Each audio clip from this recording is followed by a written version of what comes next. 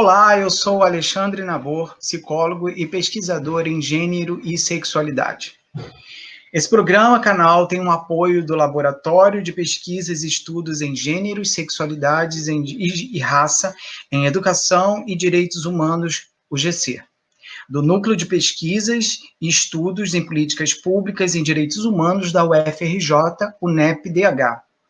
E tem o apoio da editora Devires, uma editora que vem publicando livros na temáticas de gêneros, sexualidades, dissidências, entre outros assuntos da multiplicidade em gêneros e sexualidade. O programa Conta Artigo, ele está disponível no YouTube e no Facebook. Vai lá, se inscreve, clique também no sininho para você receber os futuros vídeos de nossas entrevistas. Outra novidade é a disponibilidade em áudio nas principais plataformas de podcasts. O Conta Artigos de hoje tem a presença da psicóloga, pesquisadora, doutora em saúde coletiva. Ela é professora das faculdades de Psicologia e Medicina da Universidade Estácio de Sá e apoiadora técnica da coordenação da Superintendência de Equidade e Populações Específicas de Atenção Psicossocial e População Vulneráveis do Rio de Janeiro. Com vocês, a Daniela Murta.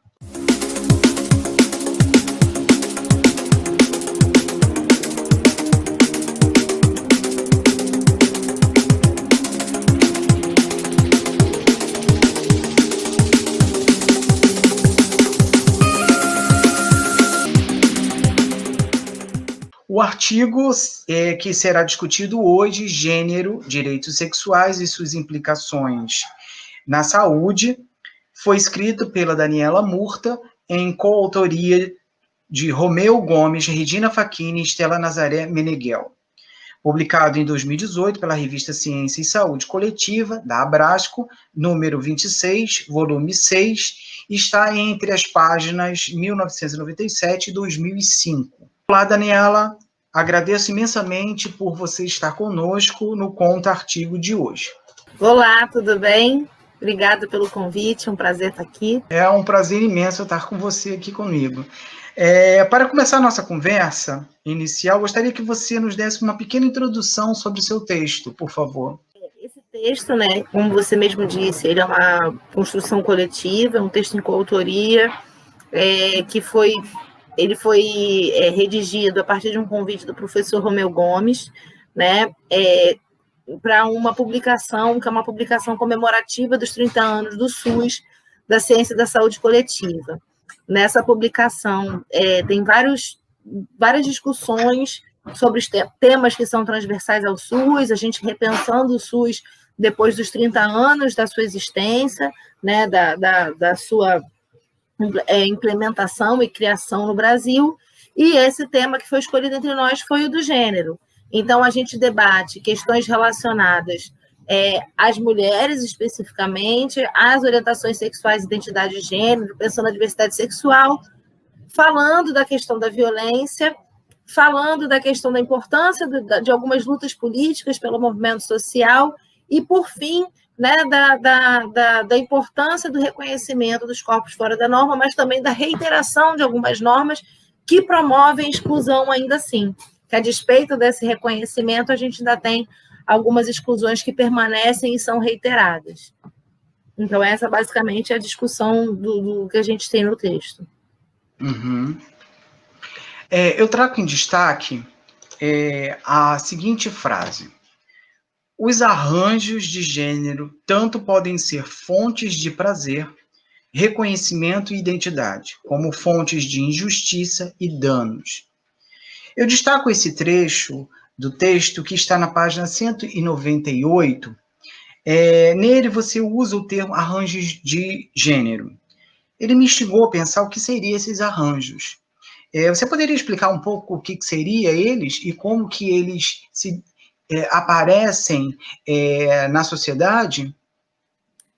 Essa citação dos arranjos, essa menção a um arranjo de gênero, ela vem a partir de uma citação que a gente faz no texto do Conel, né, onde ele fala dessa perspectiva, dessa contextualização, né, que o conceito de gênero, ele nos remonta, ele nos implica o tempo inteiro. Então, ele vai dizer que, ao mesmo tempo que é criativo e é violento, né, que os corpos e as culturas eles estão em jogo, eles são em tempo inteiro, constantemente transformados. Então, quando a gente fala em arranjo, né, a gente está tentando pensar assim, como o gênero ele não tem um aspecto natural, o gênero não é óbvio, né? O gênero é uma construção, ele é um construto, e que, como a Judith Butler vai problematizar, né, a gente tende a pensar o sexo como natural e o gênero como construído, ambos são questões construídas, e o gênero ele não é óbvio, porque a gente tem uma tendência a naturalizar esse gênero, né? E as concepções que a gente faz sobre o que é gênero, o que é o gênero normativo, o que é o gênero fora da norma, ele está inserido e culturalmente, né? Sócio-histórico e culturalmente. A gente vai ter essa inserção. Então, quando a gente fala em arranjo, é para dar uma ideia um pouco dessa ficção que é o gênero. O gênero, ele nos localiza, ele nos organiza, ele nos constitui, né? Todos nós somos constituídos dentro dessa sociedade binária, mas existe um artifício aí, e é importante que a gente pense nisso, e que há um arranjo até mesmo para a gente poder pensar a diversidade. Porque mesmo quando a gente está falando de pessoas e sujeitos de um mesmo gênero, de um segmento, né, que os reúnem em um só, ainda assim a gente precisa pensar numa pluralidade, numa diversidade desse gênero. Então, a ideia do arranjo ela vai um pouco nesse sentido. Entendi. Muito interessante isso. Ali na página 2002, você nos provoca com a seguinte reflexão.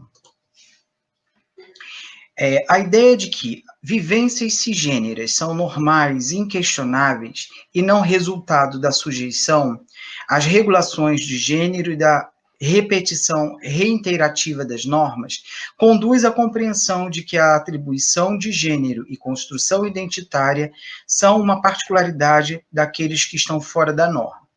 Essa afirmação foi estimulada pelos pensamentos de Judith Butler, assim eu penso, né, sobre as sujeições e os resultados reguladores de gênero. Por favor, fale um pouco mais sobre essa afirmação, por favor. Então, nesse momento do artigo, a gente está problematizando a noção de identidade de gênero, né? Esse conceito de identidade de gênero, ele é um conceito muito caro à constituição do cuidado à saúde da população trans e da população intersexo, mas ele tem um aspecto paradoxal, né? Existe um paradoxo na adoção desse termo pelo seguinte: nós tendemos, a partir do pressuposto de que pessoas cisgêneras não seriam portadoras de uma identidade de gênero, né? Quando, na verdade, pessoas cisgêneras também estão assujeitadas a uma normatividade de gênero, também constroem a sua identidade de gênero cotidianamente, e isso não é um aspecto natural. Então, a nossa tendência no momento em que essa discussão surge no texto, que, na verdade, é uma discussão que eu já venho fazendo há algum tempo, é que quando a gente faz os registros, né, de orientação sexual, de identidade de gênero, a gente até tende a fazer esses registros apenas de quem está fora da norma, como se nós não precisássemos registrar quem são as pessoas heterossexuais, quem são as pessoas cisgêneras, e aí as pessoas trans seriam apenas as pessoas portadoras de uma identidade de gênero. E aí tem até uma sobreposição da noção de trans com a noção de identidade de gênero, quando não é. Todos nós, né, precisamos nos assujeitar a essa norma para nos constituir como sujeito, dentro de uma lógica Foucaultiana, dentro de uma lógica, né, do que propõe a Judith Butler, e reiterar essas normas para a gente estar nessa zona de inteligibilidade. Mas a pressuposição, a naturalização que tem é de que apenas os corpos fora da norma são esses corpos que, de alguma maneira, precisam ser nomeados. E não se trata disso. Todos os corpos precisam ser nomeados. Até porque aqueles que não são nomeados, aqueles que não entram em discurso, não adquirem materialidade. Só que quando a gente dá essa materialidade para as pessoas trans e para as pessoas intersexo, essa materialidade se dá até de uma maneira um pouco pejorativa, né? Como se a identidade de gênero fosse algo artificial, que não é. Todos nós construímos a nossa identidade, cada um à sua forma, e dentro de uma lógica binária. E hoje, né, o que a gente observa são construções que também já estão escapando a isso, que seriam as pessoas que se identificam como não binárias, é uma outra construção, né, mas que ainda assim precisa ser nomeada para as pessoas binárias. Porque ser binário não é natural, ser binário faz parte de uma cultura, faz parte de um assujeitamento a uma determinada normatividade que nós temos. Uhum. E que traz consequências enormes, né? A ideia, a proposta o tempo inteiro do texto, né, ainda mais nessa parte final, Alexandre, é um pouco mostrar o quanto a gente teve alguns avanços, né, nesses 30 anos em relação ao reconhecimento das questões de gênero, mas que nós precisamos problematizar o status atual. Então, se hoje nós temos o processo transexualizador, se hoje nós temos o registro da LGBTfobia nos sistemas de agravo por violência, né, no sistema de notificação, se a gente teve alguns avanços, a gente precisa problematizar esses avanços. No próprio texto tem um momento que fala assim, a gente tem um registro no SINAM, só que no SINAM, quando vai ser registrado lá o campo de identidade de gênero, só tem trans, intersexo, né, homossexual, gay, lésbica, como se pessoas LGBTs fossem as únicas que pudessem ser vítimas de LGBTfobia. E isso é um equívoco, porque o que está em questão na LGBTfobia é a motivação, e não quem é a vítima da violência apenas. Né? Como quando a gente fala do feminicídio, eu não consigo fazer, dificilmente vai ser feito esse registro se eu não tiver incorporado naquele profissional de saúde que uma mulher trans pode ser vítima de feminicídio. Né? Que o feminicídio ele não é exclusivo das mulheres cis, que ele não é exclusivo das mulheres héteros. Existem outras questões em torno disso. Então, a ideia é visibilizar um pouco determinadas naturalizações que vieram com uma certa reverberização do avanço. A gente avançou, é inquestionável, mas algumas normas ainda são reiteradas até hoje. Então, quando a gente desnaturaliza, faz esse deslocamento de que qualquer sujeito ele está dentro de uma lógica normativa, existe uma normatividade de gênero, e que todos nós nos produzimos e resistimos a ela, a gente tem uma possibilidade de ampliar o nosso campo de visão e construir políticas públicas mais consistentes. Até porque você aponta isso ali na página 2002, ali quase ali no final, né? Que, além das existências de leis protetivas às pessoas trans no serviço de saúde, infelizmente, existem também as insistências do preconceito que persiste, violando as leis desta população, né? Eu gostaria que você pudesse falar um pouco mais sobre essas violações que ocorrem no SUS em referência aos direitos das pessoas trans, já que você vem pesquisando tanto o SUS, né, e com essa população, como que essa população ela se apropria do SUS, né? Então, o que hoje a gente observa é que, apesar dos avanços, o SUS, né, a organização dele, em termos até administrativos, de registro de informação, ela é ainda binária e heterocisnormativa. O que significa isso?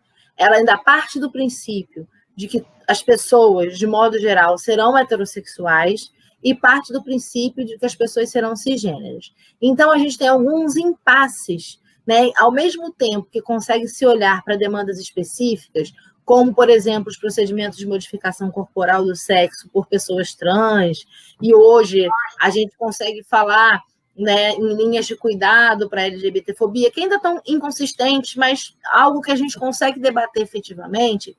Nós temos alguns impasses muito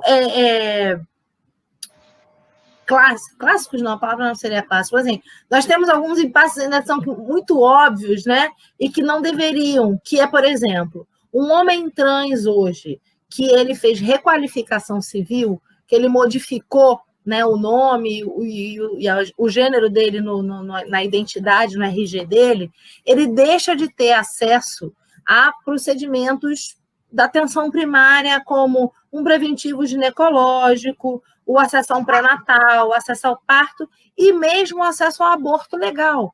Nós sabemos que homens trans são vítimas de estupro, são vítimas de violência sexual e podem engravidar. Pelo simples fato dele estar registrado como um homem nesse momento, isso inviabiliza o atendimento dele, inviabiliza o faturamento daquela consulta. E o que significa isso? Isso apenas demonstra que o nosso sistema de saúde ele é um sistema cis-heteronormativo. Ele não prevê o parto de homens. Ele não prevê que um homem possa ter vagina, útero, ovários e demandar outras necessidades em saúde que estão vinculadas ao gênero feminino, né? O próprio processo transexualizador, ele é parcial. O processo transexualizador, embora ele se diga, né, de saúde integral, ele é um programa de saúde que ele vislumbra exclusivamente as alterações do corpo, né? Ele não prevê questões de atenção à saúde mental que são tão caras à população LGBT, não por uma especificidade, mas em função de toda a discriminação, preconceito, violações que a população LGBTI sofre cotidianamente, então o sofrimento mental ele vem a reboque disso, não prevê questões de saúde sexual e reprodutiva. Então, ao mesmo tempo que a gente tem todos esses avanços, né? Então, eu crio, por exemplo, esse campo de registro no Sinam da identidade de gênero, eu digo que os portadores de identidade de gênero são apenas as pessoas trans. Eu não faço o registro da identidade de gênero das mulheres cis e dos homens cis. Como a gente invisibiliza, dentro do próprio registro de violência, a violência aos homens cis adultos, né? É totalmente invisibilizado, que nada mais é do que uma naturalização da masculinidade, dessa aproximação da masculinidade com a violência. Então, a ideia desse artigo, né?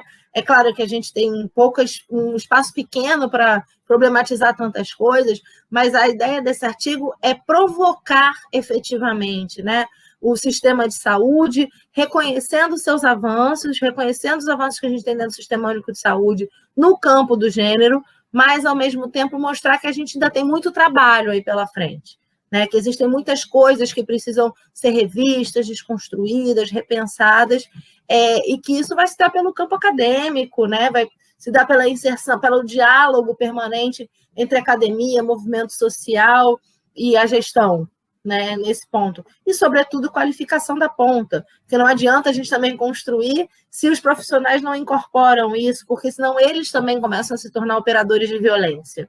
Então, tem um pouco por aí.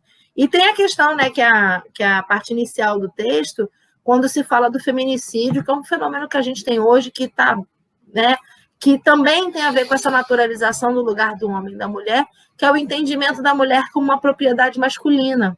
Então, existe uma certa naturalização da violência contra a mulher e aí do feminicídio, né, de que essa mulher acaba sendo culpabilizada da violência que ela sofre, né, e a percepção sobre essas violências, né, ela acaba também passando de uma forma muito invisibilizada porque entende-se que isso acontece, né, e não deve ser assim, né, nós estamos em condições de desconstruir determinados lugares dos homens e das mulheres, sejam cis, sejam trans, hétero, lésbicas, enfim, não importa.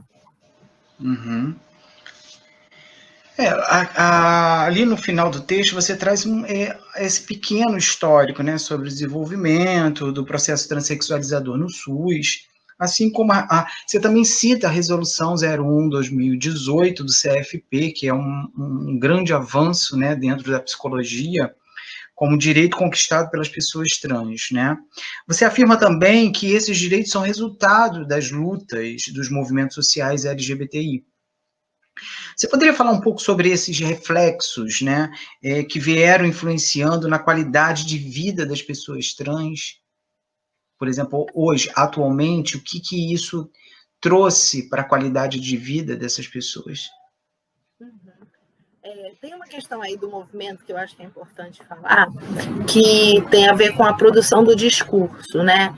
Quando a gestão pública ela se propõe a ouvir, né, a ouvir e a olhar para as necessidades em saúde de determinados segmentos. No caso aqui, a gente está abordando a população LGBTI, mas a gente poderia estar falando de outros movimentos sociais. A gente dá uma materialidade para essa necessidade de saúde e consegue construir uma demanda efetivamente. E é isso que vai possibilitar a construção de uma política, né? Então, daí a importância desse diálogo, da participação social, do controle social, entre outras coisas.